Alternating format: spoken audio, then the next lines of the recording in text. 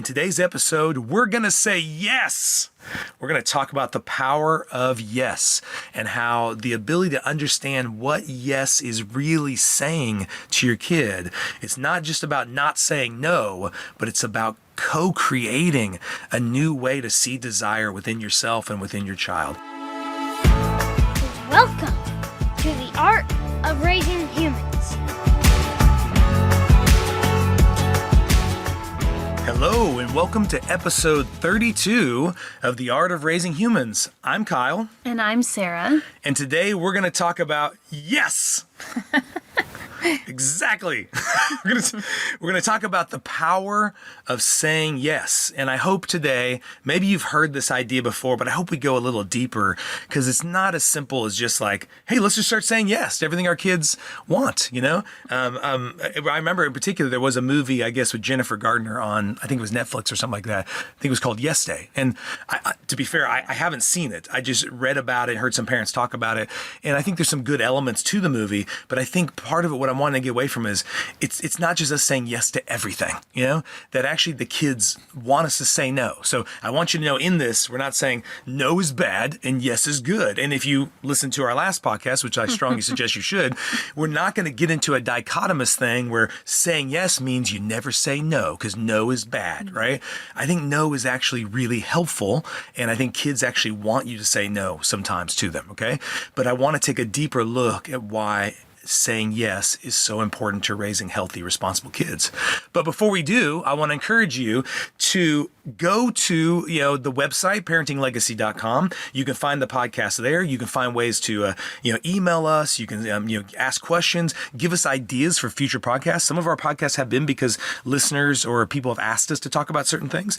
And so I would love to have your feedback on how this is helpful. Put 5 stars, send this out, do all the cool stuff you know to do on social media to get the word out, because Sarah and I are doing this to help families. So if you think the power of yes and understanding that would be helpful to a family, send this to them, okay? But Sarah, why is saying yes so important? Okay, so when I learned this way back when I was working with kids, it was one of those things where you just, boom, it blew my mind and I loved it. And I think part of that's my personality. I'm not one of those, no, drill sergeant. Oh, I'm one of those people. I like a good no. Right. But when I heard, what? I can say yes a lot? Yes. This is fantastic. And it's actually good and healthy? Yes. No, I loved it because I like to say yes to kids, and in situations I'd see them light up. I'd see, and so when I learned that, this is a way to guide them. This is a way to help them. And kids here know so much. And I can actually use yes to help them. It was just wonderful. And as I started to incorporate it with my work with kids, especially the ones who were so resistant, they were getting kicked out of daycare. Yep. They were just had already had that big label on them. No. Yeah. That was the label. You see that kid? You got to say no to that kid. Yes. They were the trouble ones. Yes, exactly. And it really helped them. They would open up because they thought, what? You're just not going to say no to everything I do? And so it's just something from early on we've been doing with our kids. And it's the idea. Do you want me to just go I do like that. Okay. I love it when you go into things. But I was going to say this. I got this off the internet. Sweet. So I know. No, this is a research thing that we knew this in the past, but I wanted to get specific. So this specific particular study that I found said the average toddler hears the word no an astonishing 400 times a day. That's a lot. That does feel like a really big number. I know. But I will say, it's so true. Kids usually learn mom and dad and no. Yep, that's true. Those are almost there. I was really proud when our oldest was little, she would say yeah a lot. That's true. It's like, yes, success. Yeah. She doesn't just say no. Yeah. But we're trying to save them from things, so we have the habit of saying no. And then as they get older, we just continue that process. Well, what you made me think, and I want you to go, is when you teach your kids by resisting them a lot, which was what no is. No, no, no, no, no. I'm modeling and teaching them to do the same thing to me. So it's no surprise when they feel like now they can say, no, no, no. Like they're going to do it back to me because that's how we communicate. You ask me to do things, or I try to do things, you tell me no, and then you ask me to do things, and I just say, no. So like it really, it starts, resistance breeds resistance. I start to grow resistant kids.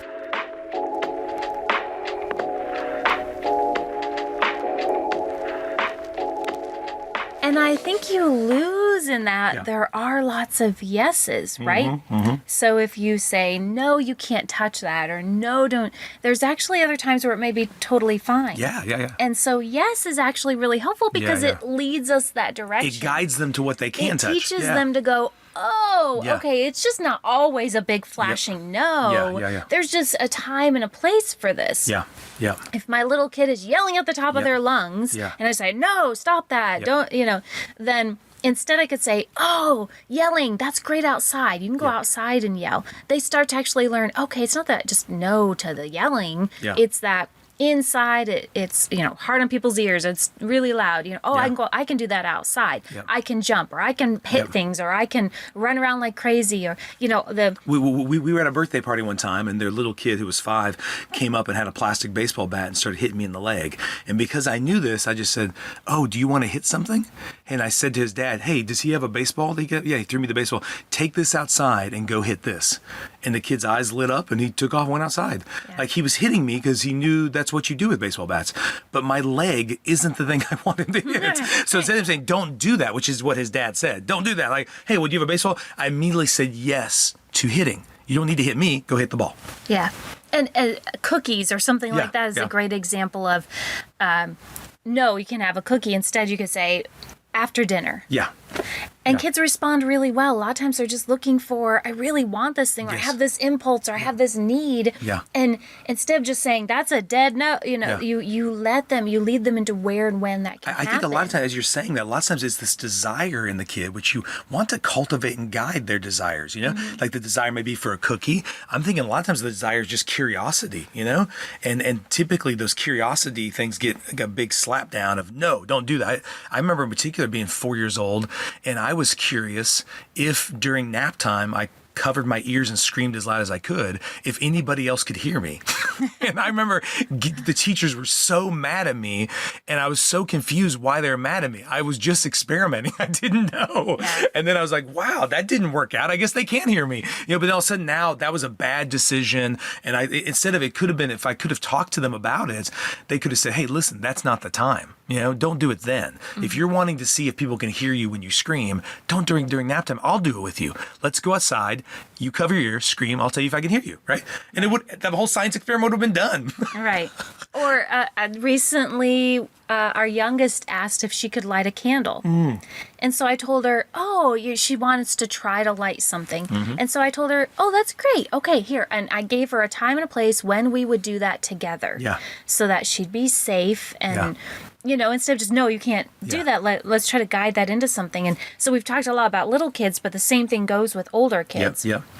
If they want to learn to drive, or, all the things that they're trying to grow into and do things on their own. If they want a phone. Yeah. If they want social media. Yeah. How that's going to happen. It's a yes. Yes. A yes when, tell them this is when it's going to happen. This is how it's going to happen. It's a yes. Yeah. It's just, how is that going to look? I've seen so many kids in the practice whose parents have said no to social media. And I agree. I'm glad you have to some extent, right? It's good. Just because there's other parents who have just let their kids on social media and have no clue the dangers there, or at least are not choosing to face those dangers, And I think it's important to equip your kid to be successful in culture with social media. And so instead of saying no to having the social media, you say yes to how that can happen, This age. And I've seen kids write 3-page papers about the negative effects of it, the positive, all in a way to join together with the parent to say, I want to have this, but I want to do it in a healthy way, but all I'm getting is a no from you, you know? And I love how there's a lady who wrote a book called Screenwise, where she talks about this whole cool process. If your kid wants an Instagram account, have them not only write the positives and negatives, you know, what those are, write that down for you. Maybe also explore what are 5 positive accounts that really show positive things and 5 that are negative, and come back and what makes it, healthy ways to approach it, unhealthy ways. And then I want you to start with the Instagram account for the dog. So we'll start an Instagram account for the dog, and you'll manage that for 3 to 4 months. And then we'll see how that goes. And then after 3 to 4 months, if it looks like you're able to do it in a way that's helpful to you rather than in a way that hurts you, then cool. Let's maybe try one for you, you know? But even in that, there's parameters. It's a yes to the boundaries, the parameters. It's like, if you're on there, then I'm going to be on there with you, and all these you set all these boundaries. And because you're saying yes, the kid is more likely to accept those things, right? Rather than you just saying no. And then finally, like at some point, they go behind your back, and it causes all of this kind of conflict, because eventually the kid's going to be out of your house and going to have it anyway, you know? There is a yes. Even though if we say no, there's actually, the yes is still there. And even think of it, seems like the only yes, Sarah, is to do it behind your back. Yeah. You know, like I can't get a yes from you. So the only way to get yes is by being deceitful, manipulative, and going behind your back. Well, and just because we meet them with a no, that instantly builds the resistance. And so I'm resisting you with your no, and then they just start to resist back. And you build this, especially over time and over years of doing that, Something I learned in drug and alcohol counseling was these clients were told to go there by court, and they had to go there to get their license back because they'd had DUIs. And the power of yes in that environment was flowing with the resistance. That many of them were mad about being there. They didn't want to be there. They're paying a lot of money to come there, learning information they thought was stupid. And I, as a group leader, wanted them to leave there and not drive drunk and not drive high and be safe. So using the power of yes, using the ability to flow with their resistance, it bred cooperation to where they finally got less defensive, less resistant to the info, and they're more receptive. And that's never what you want your kid to be. You're wanting your kid not to be trained to resist you, but to receive you, to be receptive to the wisdom as you as a parent have to offer. They need your guidance. They actually want it. But if they think the only guidance they're going to get is no, then they'll stop asking you. You know, they're going to ask other people. You're going to say no anyway, right? Yeah, they will say that. Which parent is the yes parent and which parent is the no parent? And so they're going to go to the yes parent, right? So if we can just both team up together to be the yes parent and guide that. And I think, too, there's a piece of it that just honors the child's desire. So if my child comes to me and wants their fifth cookie, it's not that they're a bad kid or something. I just need to guide that desire for sweet something in a different direction. So I can same with wanting the phone. Same with wanting social media. All that stuff. Yeah. And teenagers, I think of dating and relationships and how far. What does that look like? And you want to have those open conversations, and so you want to lead that into a yes, and let's shape it. Sarah, I've had teenagers tell me, like, I can't date till I'm 18. I'm like, are you sure? Because I don't think your parents have said that. Like, no, they did. And then, like, when I talk to parents, like, no, I don't remember ever saying that. But like, the kid can remember somewhere when they were like 12, there was a joke. You're not dating till you're 18. And so the kid ever since then has thought, it's a no. It's a no. And like, I'll talk to the parents, like, I'm okay if they want to go on a date at like 16 or something like that. And the kid has not even asked, because the kid's so used to just like, they're just the no parent. So why would I even ask them? And the parents like, why would they think that? Somewhere along the way, the kid got the message that there isn't this flowing with it. There isn't this receptivity to the desire. There's just going to be, the desire is going to met with like, well, put that desire away. I'm tired of you asking. And then you miss out on all that, what your child is thinking, what's going on in there. The yes opens that up for dialogue and going there together. Well, it really helps the kid reflect on, why am I pressing for this? Why do I want this phone so bad? I know we're really learning how to do this with our kids too, because that's kind of in the stage of life we're at. And it's really been fun to see how thoughtful they can be about having technology or not having technology or all that. I kind of welcome that. I mean, sure, there is some stuff that kind of go, oh my gosh. I don't want, part of you like, can we just not have to deal with this? But I think that just puts blinders on and makes it to where the kid isn't going to come to you because the kid thinks you're not receptive to the desire. So I think you hit upon something I didn't even put in my notes, but I love that of just receiving their desire, not seeing their desire for that fifth cookie as a bad desire. I know I did. I would see it as them being a slave to sugar. And so, like, sure, sometimes it's annoying. Yes, it is annoying. It's like, stop asking. Yes, stop asking for a stupid cookie. And like, Yeah. So we have those moments, but I try to then, okay, wait, how can I make this a yes?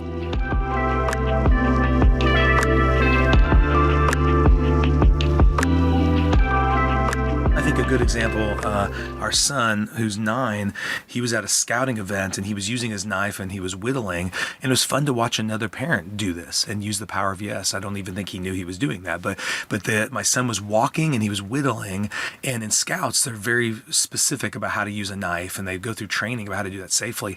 And so instead of him saying, which he could have and some other adult might have, don't walk around with a knife like that, or hey, you need to be, don't be doing that, it's not safe, or you could hurt people that way.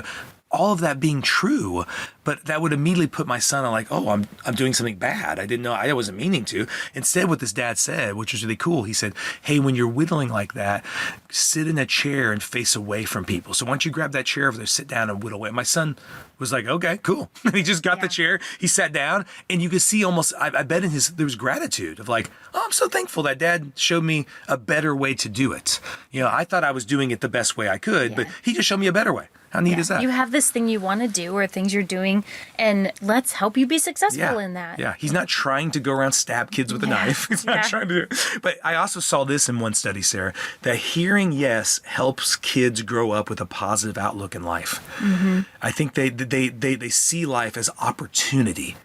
So when they have a desire, they go, oh, where could that take me? It's another opportunity. I could go do that or go try this or go, and they think all they need to do is get the right resources, get some helpful mentoring or some guidance in that, and then life is positive. It turns on all this creativity. Yeah. Because we all have goals. The goal when you're little might be another cookie, or when you're a teenager it might be a phone or dating or a certain relationship. And if kids grow up with this, okay, how can I reach this thing I want?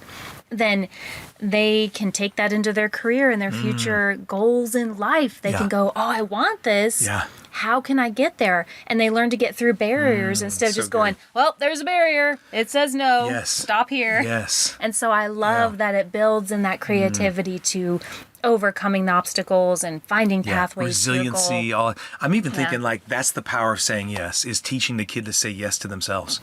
Yeah. Because I think we get caught up into that when you hear no a lot and it's associated to the thing you're desiring. Like, oh, I want that toy. No, you have enough toys. Stop asking. I want that cookie. You've had too many cookies.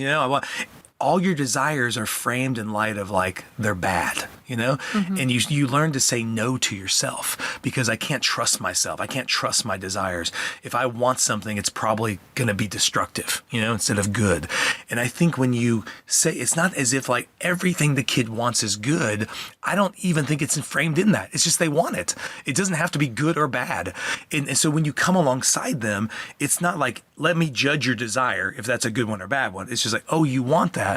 Let me show you how to get that in a way that is healthy, in a way that's appropriate, And it gets shaped too. If we're open, if they come to us with a request or desire and we're open to them, then it can even get reshaped. For example, the cookie. Oh, you really want something sweet right now? Yeah. Oh, and you know what? I actually just got your raspberries. You love raspberries. Let's go get raspberries. Yeah. So it's sort of honoring where they're at, and the goal could even get reshaped over time. I know as we're having conversations about phones with our kids.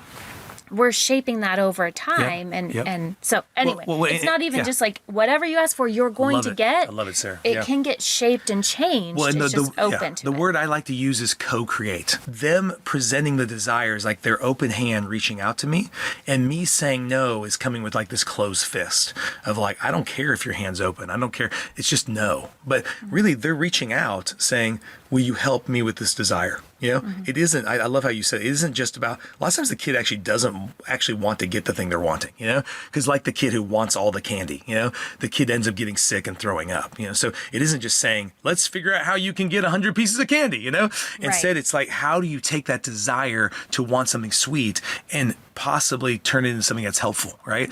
But when the kid comes with the open hand, if my hand is not open, I can't reach out and grab their hand and hold it with them and co-create where that desire takes them. I think that's good. I like that, because that's really what we want to do. We want to take that desire with them, co-create it to where that desire goes someplace that shapes and forms them into a healthier human being. And I think it helps us to help them Yeah. learn to have that insight. Yeah. You think you want a phone, and, Yeah. and that may be a tool. Of course, yeah, But yeah. you're wanting to connect with your Exactly, friends. yeah. You're wanting To fit in, for them to be accepted. Yeah. to Yeah. grow up and have some responsibilities, or to feel more mature. I know part of this is like, I want a phone because that's a piece of being older, and I'm Exactly, trying to be yes, older. yes, and, yeah. And so that's not we can discuss all of that, Sure. because the answer is a yes, but we have some pieces here to talk Exactly, about, yeah, right, to yeah, this yeah, goal. yeah. And so it allows them to have that insight and to grow in that skill, Yeah. because later they'll be doing it on their own, and hopefully they'll still reach out to you Exactly, when they're yeah, older. yeah. But how we do it now with them increases the likelihood They'll that. say yes to me someday when I'm Yeah, older, right? yeah. And I have a desire. And they'll still invite you in. Well, even like a simple desire. Would you mind calling every week just so we can have a conversation? I know you're busy with college, and I'd love. And the kid is more likely to say yes because you've said yes to them. Yeah. They're more likely to say, "Hey, well, maybe this few weeks is going to be hard, but no, I definitely want to get into that habit and get that." And so you're wanting to raise kids who know how to say yes first to themselves. Once again, not saying yes. Oh, I have this desire, I'm going to go get it, but they know how to be reflective and thoughtful about what is this desire, what am I really wanting in this moment, and how can I go about that in a way that's really healthy for me.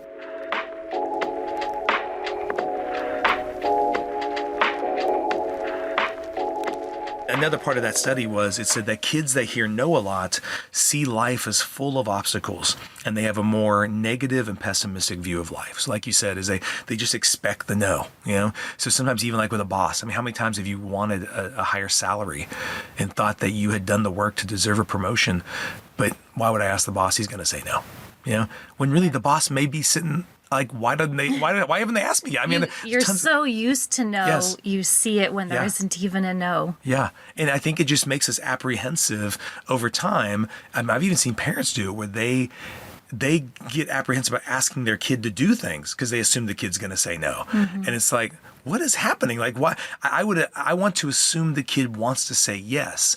And if the kid is saying no, that's a moment of reflection. That's a moment of going, what's going on here? I wonder what the no's coming from. The same thing I'd want the kid to do with me, right? If mom or dad are saying no, I wonder what that's about. Because mom and dad are typically for me. They're typically there to help me guide these desires, not just resist them. And it goes back to just a simple truth, is that resistance doesn't change the moment. Acceptance does.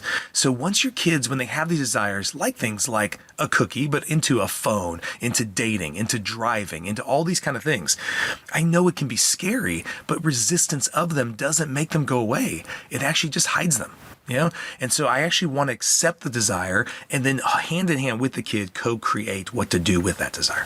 Well, and then just bringing it back, sometimes there might be a no, but if you're saying yes all these other times, Yeah. when you do have to say no to something, they're much more likely to accept it because they're like, wow, I mean, you usually say yes, so. Yeah.